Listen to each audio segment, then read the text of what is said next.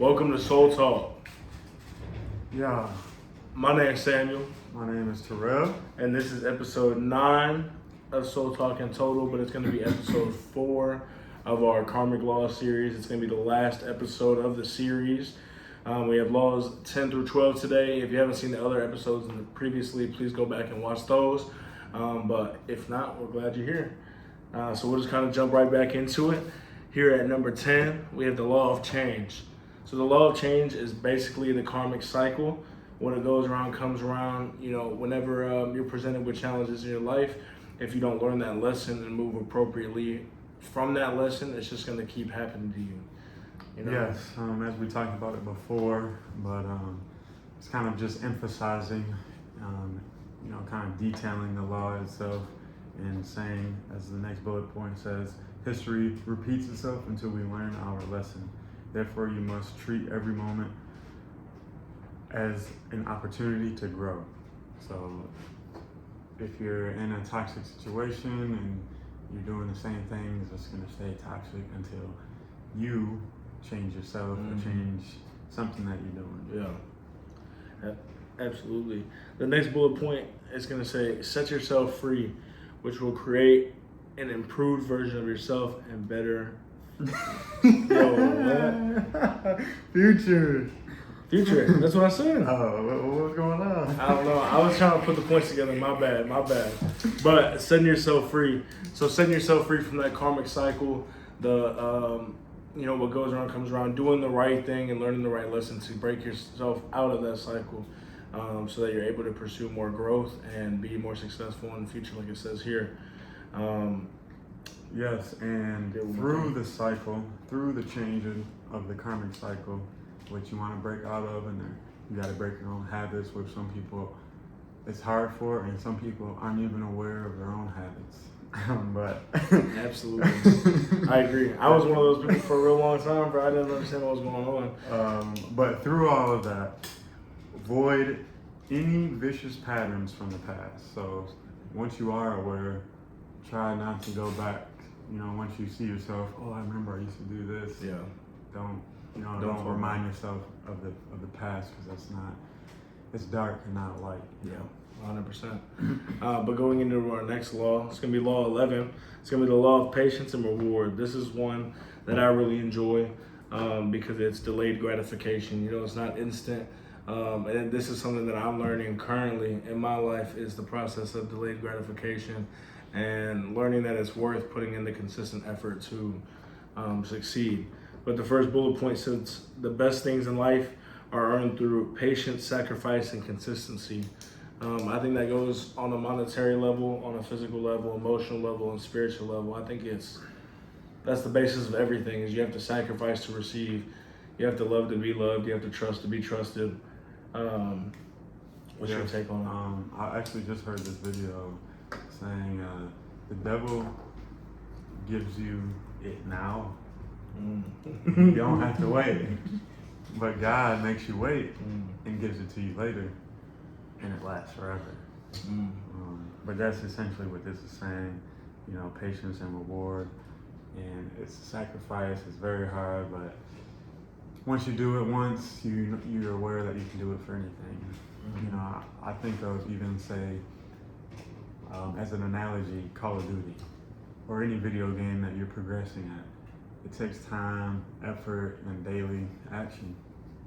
Literally action, but Yeah. It takes daily, fighting on the game. You're on the game, and you get prestige, and you get your golden guns, all this and that. Of course, it has no relevance in the world, in society, but it's an analogy to prove that you can grow, you can get better. So if you apply that into your physical life, and out of the metaverse and actually into your physical life, then you can do the same thing. You can do the same thing. You can do anything. Absolutely. Yes. I agree. It's just like riding a bike. I feel like that's something that I've learned recently, is whatever I put my mind to is possible. But I feel like people, have you ever heard the analogy of the flea that's put in a jar?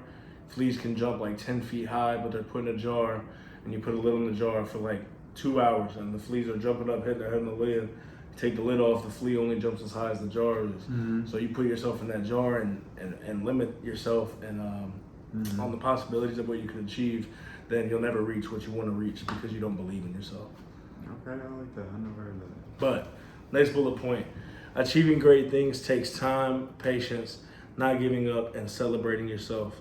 I feel like for me, celebrating myself is like one of the hardest things to do, especially like, because I feel like me doing what I'm supposed to be doing is not something celebratory. Like, I'm doing a good job at work or my business is doing well. I'm just doing what I'm supposed to be doing, so why should I celebrate myself? But it is important. I think it's like a work hard, play hard kind of balance. Yeah. And you shouldn't play unless you work. You know, when you only work, then you can play. You know, like, I don't know. You work to play. Because sometimes I do it unintentionally, say celebrate myself, and then I'm celebrating too long. Yeah. And it's like, okay, but my body will know that, intuition will know that. Like, okay, get back to work now. You're playing too much. Too many libations. Yeah. You want to go over this? Yes. Yeah, please. Inculcates change. So the law of patience and reward inculcates change in the future. So this is a big major word that we kind of just went over and learned ourselves, but we want to be transparent in because it's an important word. Essentially, the definition is to teach someone an attitude, a habit, something of that sort. So to instill, in a way, to instill change. So it's what you're doing daily and how you're thinking, you know, just who you are. So this patience kind of practices that routine of inculcating. I was gonna say, I think that this word is the exact definition of who you hang out with is who you become, and the top 5 people in your life are who you're gonna be in 20 years.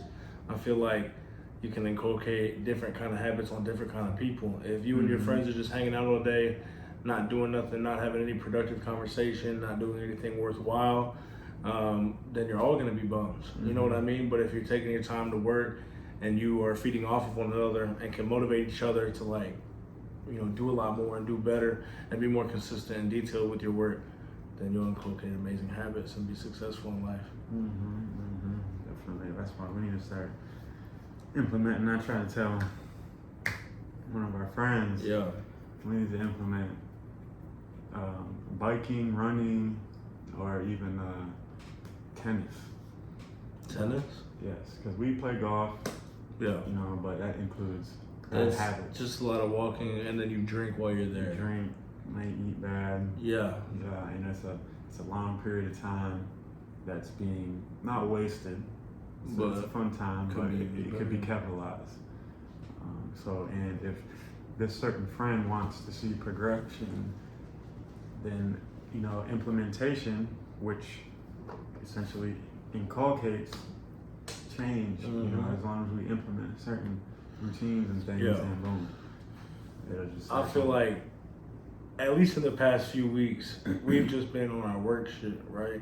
Which that's inculcated habits of we're gonna hang out on these days because we all need to be beneficial to one another and not pull each other away from success.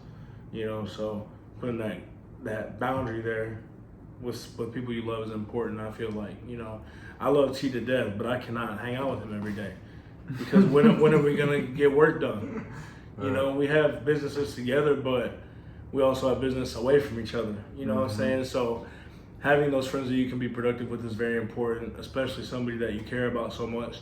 But also, you know, T says this to me a lot. Like, what happens if he dies tomorrow?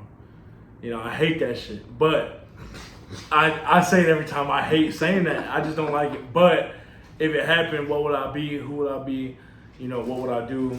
You know, those kind of things. And it's a harsh reality, but it is what it is. But anyway. But yes, also to the next bullet, we're still on law of patience and reward. But be consistent with your actions in the present. Yep. In every action you do, every word you say, you have to have, you know, pure intentions and patience in a way. Because sometimes it takes patience doing the right thing. Absolutely. And you gotta have faith in karma, the world, God, that you will be rewarded in some time. Maybe next day, next year, you know. 20 years from now. But the reward, the better patience, the better reward. No, absolutely. I think being consistent in your actions in the present requires consciousness, right? So, and living in the moment, like we talked about, I believe, last episode, speaking on living in the moment and enjoying your life, enjoying the struggle, enjoying the everything, just being present in the moment and consistent and conscious of what you're doing. But number 12, the last law of karma. And this is the big yes, law. I really enjoy this so. law. Yeah, I think it is too. You want to start it out? I started out because I believe this is what you said about Nipsey Hussle. This is the number one thing you can do for humanity is to inspire. Because that leaves on, a future for the world. It keeps it evolving even more rapidly than it will naturally, evolve. But it is the law of significance and inspiration. We all have a value to give to one another. Our gifts are meant to be shared. Yeah. But yes, we all know we all have that gift, but some people don't believe in that gift. Some people want to try someone else's gift, or try to hop on someone else's gift because they see success in their gift, and they still know they have that gift inside, but they're veering away, so they're not being their true selves. So the world isn't even aligned with them. See, I feel like, I agree. I feel like it goes against the next point. Because I wrote, and this was my notes on it, it's the first couple ones, but it says we are meant to learn people's best qualities, right? So we all have our values and we all have our gifts to share with one another. If my gift is being sociable and loving and generous, but your value and your gift is like being more logical about certain scenarios or understanding the whole scenario or thinking ahead, you should want to take away my gifts and I would want to take away yours to therefore be like a superhuman in that regard. Yeah. No, but that's true. Either way. I was thinking more of like, cause you have what's the word I'm looking for?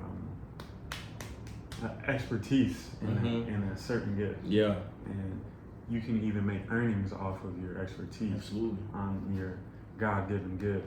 So some people will say, be a preacher,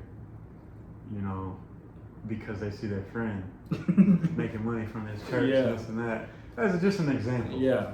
To where that's a quality that I would not take. But in this aspect, yes. Yeah. You can take off characteristics, but as far as their skill quality and trying to, capitalize off of someone else's skill quality, it won't work the same. Yeah. I agree with that. Yeah, both sides. I see both sides.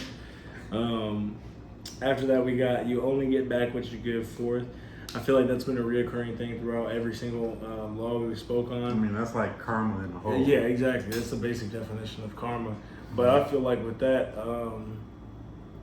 if I at least going back to our values and our gifts, right? If I'm putting forth my best effort and it's genuine, I can only receive genuine back, Because if I come to you and I'm very genuine with my words and I really do care, you're not gonna be fake to me, right? Unless you're not aware of what's going on, not conscious of. Therefore, I wouldn't want to be it. But yeah. But everything you contribute to the world will affect other people in some way. So that's why every action is important, and it's more important to be present, not only to grow for yourself, but to help the world grow and people around you grow. So because everyone is watching what you're doing, how you're reacting, and you're watching what everyone's doing and how they're reacting. So it should be through positivity and love, so everyone can climb to the same growth, the same spot. I had a friend tell me fairly recently that he'll tell me how much he appreciates me, but I don't really do anything for him. We just hang out. It's real personal. We talk about problems and shit, but I'm like, what are you talking about? And he's just like, you do a lot for me spiritually. right? So being present for somebody, you know, think about that person that you go to for your for your issues. You know what I'm saying? Whenever me and T have deep conversations about what's going on in our lives, we're being present for one another, you know, and that's real love, and that's real genuineness to being present for somebody you care about. So that can be very important. That's what I'm saying. But the last, what we contribute might be insignificant to us, but Exactly. can make a huge difference for someone else's life. Exactly. So that's also kind of what I said before. Just believe in your gifts and perfect that gift so it can help out the world. Absolutely. Instead of just not caring about it, you know, not using it to, you know, just kind of. It's like as an analogy, a tall person that doesn't play basketball, he'll waste. Just a waste. waste the height. Yeah. Even though basketball has no significance in the world either, but Of course. it's just an example. Like, put it to use. I mean, I think, yeah, it goes with everything, because for a long time, I thought that some of my gifts were fairly insignificant, but it turns out people that don't have those same gifts find them very valuable. Just like, you know, I look at some short people whenever I'm at my job and I'm like, you're lucky, because some of the shows are like so low. You know what I'm saying? We don't gotta get into this. All right, this should be a blooper. I mean, I do tell people, looking down a lot, Bruh, bending down. Beds. All right, let's stop. Beds, Like my doors, back and neck golf sometimes. clubs, not your height. We got it hard if you couldn't tell. No. There's pros and cons to everything, you Of know. course. But that's the cards that you're dealt with, and you got to play your cards the right way. We all got our cards.